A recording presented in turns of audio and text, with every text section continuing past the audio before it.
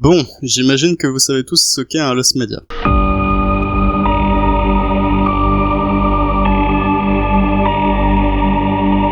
C'est littéralement l'un des plus gros phénomènes de ces dernières années, mais pour les 3 du fond qui auraient dormi durant ces 5 dernières années, je vais faire un récapitulatif. Un lost media, ou média perdu en français, est un média dont on est quasi certain qu'il existe, mais qui a totalement disparu des radars. Le premier qui a réellement fait parler de lui est Crax, un petit court-métrage qui date de 1975 et qui a été diffusé sur Sesame Street à l'époque. Tout laissait penser qu'il s'agissait d'une creepypasta, et pourtant, il a été retrouvé. Depuis, un immense engouement est né autour de la recherche active de ces médias disparus, et un site a notamment été créé pour les répertorier, le Lost Media Wiki. Vous baladez un peu sur ce site vous enverra dans un monde étrange, rempli de merveilles, de doutes et de controverses. Bienvenue dans cette nouvelle émission, où nous nous intéresserons à chaque fois à 5 cas de Lost Media étranges, aux histoires absolument fascinantes.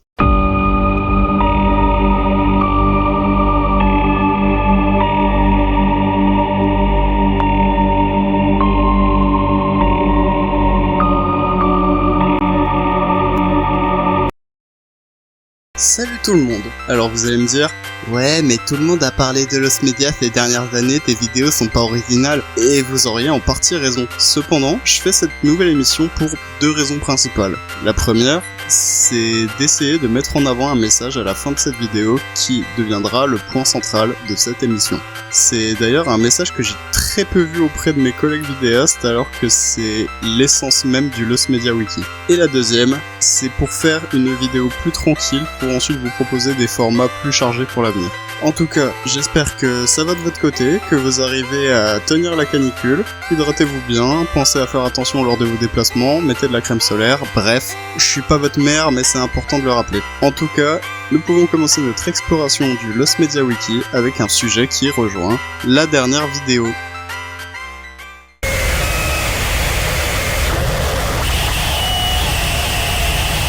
Merzbow.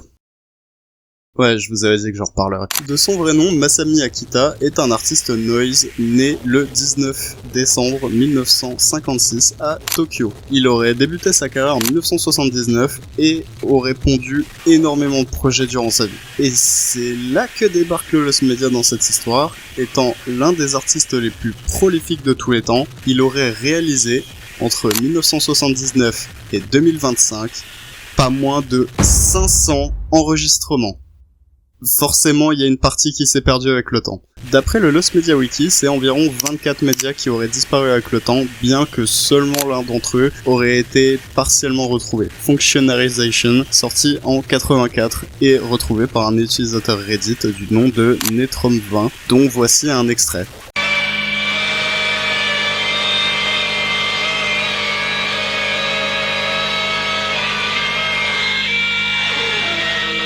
D'ailleurs, d'après ce même utilisateur, on peut rajouter au moins 34 cassettes qui ne sont jamais sorties sur internet car ces dernières sont sorties dans les années 80 et en très peu d'exemplaires. On va pas tout faire en revue, mais je vais vous citer quelques projets que je rêverais d'écouter un jour et dont seulement un d'entre eux a été retrouvé. Merzgrind, complètement perdu, qui a été mentionné durant une interview et qui sera un mix entre ses perf harsh noise classiques mélangés avec des passages de grindcore. Franchement, ça a l'air incroyable. Mercedes, où la légende raconte que quelqu'un impliqué dans le label ayant sorti Noise Embryo a modifié une Mercedes de sorte que Noise Embryo était piégée à l'intérieur du lecteur CD. Il l'a truqué pour que, lorsque la voiture démarre, elle se mette à jouer automatiquement à plein volume sans aucune possibilité de l'arrêter. Ça devait être tellement con à écouter que je jurais pour en avoir une trace. Et enfin, la fameuse collaboration avec Anna Tarash, qui a été retrouvée il y a seulement 1 an. Collaboration dont je vous parlais dans ma dernière vidéo notamment. Mais du coup, je vais m'arrêter là pour ce sujet. Si vous voulez en savoir plus sur le harsh noise en général, je vous invite à aller voir ma dernière vidéo sur le sujet et nous pouvons passer à la suite.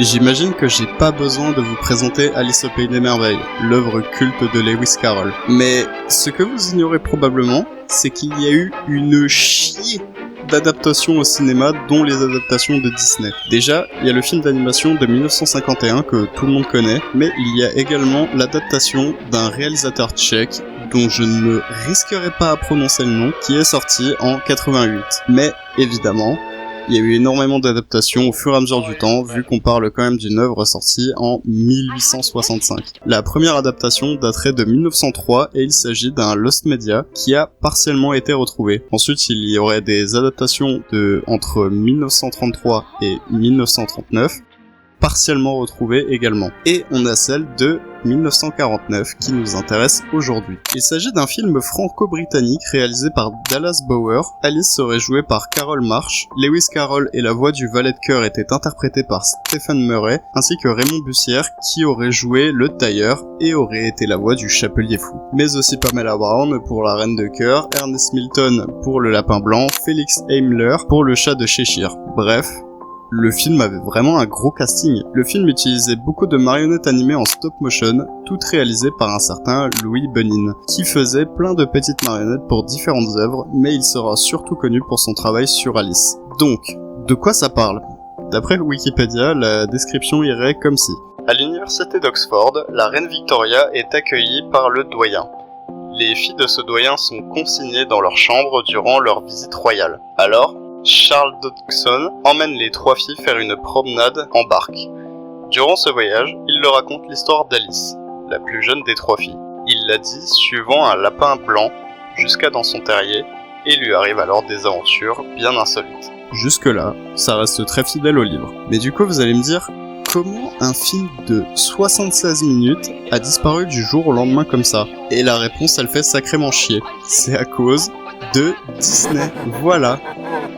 Encore ces sales racleurs de merde. Ces sacs à merde ont fait pression à l'équipe du film puisqu'ils bossaient sur leur propre adaptation qui sortira 2 ans plus tard.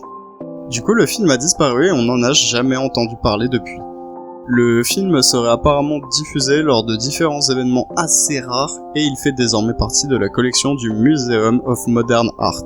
Il y a également la société Thunderbeam qui envisage de sortir une version plus complète en Blu-ray et DVD, mais le projet serait au point mort principalement pour des raisons financières. Puis en 2025, Thunderbeam Video a sorti un coffret de 2 disques avec l'aide d'Amy Benin, la fille de Lou Benin, qui avait déjà pu restaurer 12 minutes du film original. Ce coffret contiendrait toutes les scènes coupées du film, issues des bobines 35 mm originales, ainsi que des extraits et courts-métrages inédits. D'autres œuvres du réalisateur, des publicités, des affiches et des scènes supprimées. Il est actuellement possible de le précommander en ligne, mais pour l'instant, pas de nouvelles. Donc je pense qu'il faudra attendre encore un peu avant de le voir à nouveau. Explain yourself. I can't explain myself, sir, because I'm not myself, you see.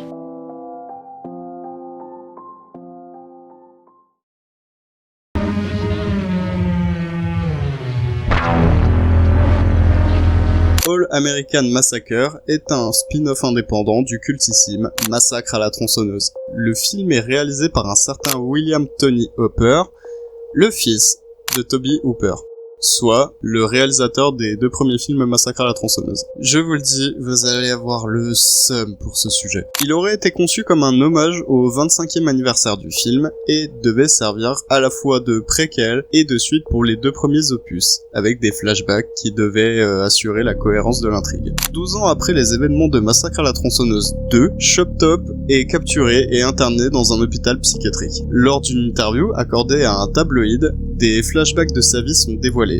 Un Chop Top beaucoup plus jeune, désormais connu sous le nom de Bloody Bobby, pour des raisons de droit d'auteur, fait son apparition. Ces séquences de flashback font le lien avec le premier Massacre à la tronçonneuse, puisque des personnages comme l'autostopper et Leatherface y font leur retour. Après ces flashbacks, Chop Top s'évade et déclenche un nouveau massacre. Un massacre à l'américaine. Ça avait déjà l'air cool, mais maintenant on va parler du casting qui était absolument incroyable. Déjà, on a Bill Moseley dans le rôle de Chop Top, alias Bloody Bobby, qui avait déjà joué dans le 2e opus de Massacre à la tronçonneuse, et The Devil's Reject de Rob Zombie. Daniel Burgio, que vous avez sûrement vu dans The Dictator, et qui a doublé Gloria notamment dans Devil May Cry 4. Et quelques acteurs un peu random que vous pouvez actuellement voir à l'écran, mais l'acteur qui a le plus retenu mon attention, c'est pour le rôle de l'incontournable Leatherface, la star de la saga qui devait être jouée par Buckethead. Alors, vous connaissez maintenant mon amour pour la musique, mais Buckethead, de son vrai nom Brian Patrick Carroll, est un musicien-guitariste qui est surtout connu comme étant le 8e shredder le plus rapide du monde en 2003.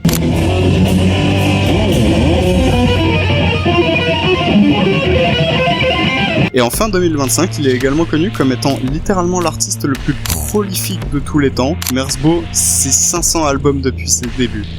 Buckethead, c'est plus de 800 albums sortis.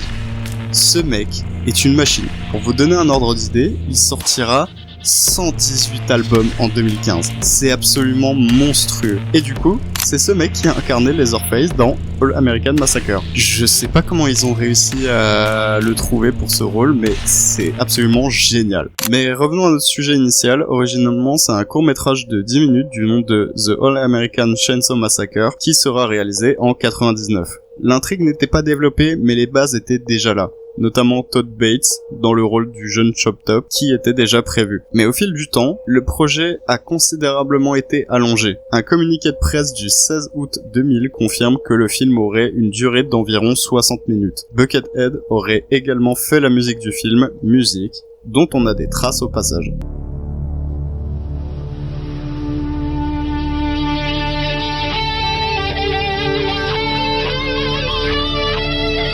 D'après le producteur exécutif Eric H. Leisher, le film n'aurait coûté que entre 14 000 et 15 000 $ et que le tournage serait déroulé dans le garage de William Hoppers. Également, bien que Buckethead ait été choisi pour incarner Leatherface, c'est finalement Leisher qui jouait souvent le rôle à sa place. Ce film devait être une catastrophe à tourner, c'est abusé. Aujourd'hui, on ne connaît pas les raisons exactes de la non-sortie du film, mais on suppose que la raison principale était due aux droits d'auteur. En sachant que les droits autour de la saga Massacre à la tronçonneuse sont en constante évolution, de plus la production avait l'air plus que bancale, puisque cette dernière n'avait pas l'air d'avoir totalement les droits pour la réalisation du film, justement. Tobe Hooper a également affirmé que la sortie du film a rencontré beaucoup de difficultés financières qui n'auraient pas aidé à la sortie de ce dernier sur le grand écran. On sait toutefois qu'un compte Facebook et un site internet ont fait état de la sortie imminente. Une campagne Kickstarter a même été lancée, sans pour autant atteindre son objectif. Maintenant, je vais vous partager les dernières infos qu'on a sur le film. Et vous allez voir qu'elles sont pas très fructueuses. En juin et juillet 2013, une vente aux enchères sur eBay proposait des négatifs originaux et une pellicule 35 mm appartenant au producteur exécutif Eric H. Leisher. On ignore qui a acheté ces articles et si ces annonces contenaient une copie du film. Pour l'instant, on ne peut que supposer. Le 8 mars 2020, un court extrait du film montrant Buckethead dans le rôle de Leatherface a fait surface sur YouTube. Il s'agit de l'une des plus rares images du film retrouvées, outre les interviews des acteurs et la bande-annonce du film. Le 20 août 2025, une copie de travail non montée du film, ainsi que diverses diapositives de continuité et une bande de transfert ont fait surface sur eBay. De temps en temps, des extraits du film font surface et on a espoir de pouvoir le visionner complètement un jour. Bill Moseley doute également que le film sorte un jour et les recherches continuent.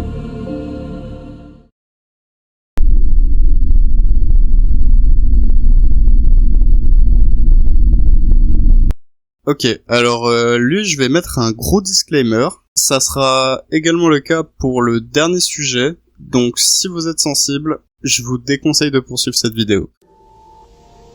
Alors, Donatien Alphonse François de Sade, plus connu sous le nom du Marquis de Sade, est un homme né le 2 juin 1740 à Paris et mort le 2 décembre 1814 à Charenton-Saint-Maurice. Issu de l'aristocratie, il vivra notamment les 3 premières années de sa vie aux côtés de Louis IV de Bourbon, prince de Condé, de 4 ans son aîné. Son père, Jean-Baptiste de Sade, était comte et également franc-maçon. Sa mère, Marie-Éléonore de Maillé, dont on a peu d'infos, mais dont on sait qu'elle fait quand même partie de la haute aristocratie. Il vivra un bon moment éloigné de ses parents et passera une bonne partie de son enfance à l'hôtel de Condé, où il recevra une éducation très particulière. On l'a élevé avec la conviction d'appartenir à une espèce supérieure. Et il ne faudra pas attendre longtemps pour que sa nature despotique et violente se révèle. Allié par ma mère à tout ce que le royaume avait de plus grand, tenant à mon père à tout ce que la province de Languedoc pouvait avoir de plus distingué. Né à Paris dans le sein de luxe et de l'abondance, je crus dès que je pus raisonner que la nature et la fortune se réunissaient pour me combler de leurs dons. Je le crus parce qu'on avait la sottise de me le dire, et ce préjugé ridicule me rendit hautain, despote et colère.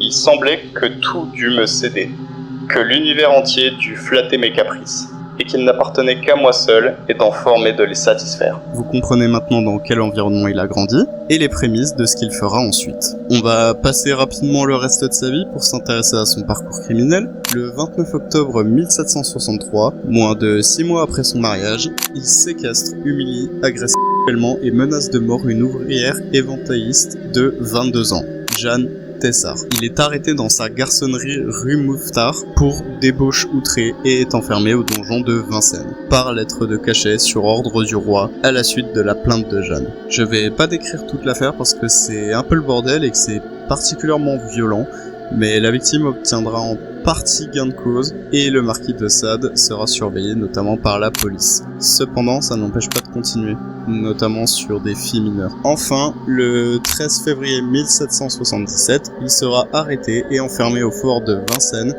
et fera même un détour dans les cellules de la Bastille. Il passera 13 ans de sa vie en prison et sortira à seulement l'âge de 50 ans. Obèse et malade, Sade meurt en 1814 d'un œdème aigu du poumon d'une très probable origine cardiaque à l'âge de 72 ans. Quelques années auparavant, il avait demandé dans son testament à ne pas être autopsié et à être enterré non religieusement dans un bois de sa terre de la Malmaison, près d'Épermont. Bon, je voulais pas détailler toute sa vie parce que c'était un être humain absolument abominable, mais ce qui nous intéresse ici, c'est un lost media, donc il faut chercher dans ses écrits. On va parler ici du manuscrit de son œuvre la plus connue et la plus controversée, les 120 journées de Sodome ou l'école du libertinage. À la base, c'est un récit qu'il a écrit quand il était à la Bastille et il l'écrivait secrètement en cachant le manuscrit dans la fente d'un mur. Cette œuvre est aujourd'hui considérée comme inachevée et c'est pas plus mal. C'est vraiment un des trucs les plus horribles qui a jamais été écrit par un être humain. Le manuscrit original faisait 12 mètres de long sur 11,5 cm de large et il aurait été écrit en 37 jours. Le jour de sa libération, il a dû se séparer de son manuscrit et il demeura perdu. Après la prise de la Bastille, celui-ci aurait été retrouvé. Il tombe dans les mains d'un certain Gilbert Lely, qui le vendra à la famille Villeneuve-Trans, lointainement apparentée au Sade, qui vont le conserver pendant 3 générations. Et c'est à la fin du 19e siècle qu'il est revendu à un psychiatre berlinois, Ivan Bloch, qui publie, en 1904, en français, sous le pseudonyme d'Eugène Duren, une première version comportant de nombreuses erreurs de transcription. En 1929, Maurice Hein, mandaté par le couple de mécènes Charles et Marie-Laure de Noailles, rachète le manuscrit et en publie, de 1931 à 1935, une première édition française en 3 grands volumes, limité aux bibliophiles souscripteurs pour éviter la censure, qui, en raison de sa qualité, doit être considéré comme la seule véritable originale. Et enfin, le manuscrit original est volé en 1982 à une descendante du vicomte de Noailles, exporté illégalement de France et vendu à Genève au collectionneur de livres rares, principalement érotiques, Gérard Nordman. Et il sera exposé pour la première fois en 2004 à la Fondation Martin Bodmer, près de Genève. En juin 1990, la France estime que le manuscrit a été volé et qu'il doit être restitué à la famille de Noailles. Par contre, le tribunal fédéral helvétique décide en 1998 que Nordman a acquis légalement le document. Finalement, les héritiers de Nordman décident de le revendre. Et c'est le 3 avril 2014 que Gérard l'héritier débourse 7 millions d'euros pour acquérir le rouleau avant de le revendre aux investisseurs de son fonds de placement Aristophil pour 12,5 millions d'euros. C'est colossal. Le rouleau finit de main en main encore plusieurs années et en 2021, ce dernier est acquis par l'État français afin d'être confié à la garde de la Bibliothèque nationale de France. Actuellement, le rouleau de Sade a rejoint les archives de la Bastille à la bibliothèque de l'Arsenal et a fait l'objet d'une restauration. Tout ça pour l'une des œuvres les plus dépravées de l'histoire. Il aura droit à une adaptation au cinéma en 1975 par Pier Paolo Pasolini, un réalisateur incroyable qui s'est réapproprié l'œuvre pour servir un message antifasciste. Le film sera un choc à sa sortie et le réalisateur sera également assassiné sur une plage et sa mort est encore sujet à théorie. Mais la théorie principale, c'est qu'il a été tué par un homme nostalgique de Mussolini. Allez voir ce film si vous voulez, mais je vous mets en garde. Même si Pasolini en a fait une œuvre différente du manuscrit original, il ne faut pas oublier qu'il a été écrit par un homme qui fantasmait sur les différents types de douleurs possiblement infligeables aux autres, à tel point que le marquis de Sade donnera son nom au mot sadisme.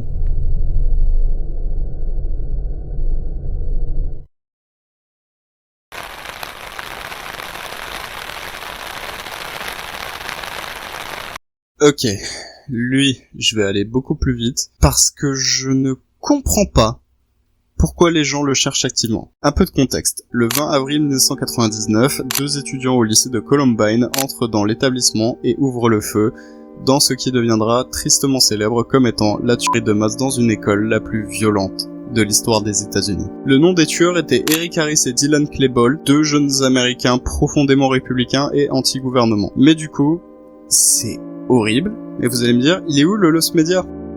Les gens cherchent des vidéos des auteurs de la tuerie. Précisément 3 vidéos considérées comme des pièces à conviction et confisquées par la police. Elles datent toutes d'avant la tuerie et seraient plus des genres de testaments des 2 tueurs. Cependant, la raison de pourquoi des gens cherchent activement ces vidéos est assez floue et elle m'échappe totalement. Mais très franchement, à part la curiosité morbide, je vois pas d'autres options. Franchement, n'allez pas chercher ce lost media. C'est irrespectueux envers les victimes et si ces vidéos sont mises dans les mauvaises mains, ça créerait un autre cercle d'idolation envers ces 2 raclures qui est déjà beaucoup trop présent sur internet. Ces vidéos sont dangereuses et les chercher ne sert à rien.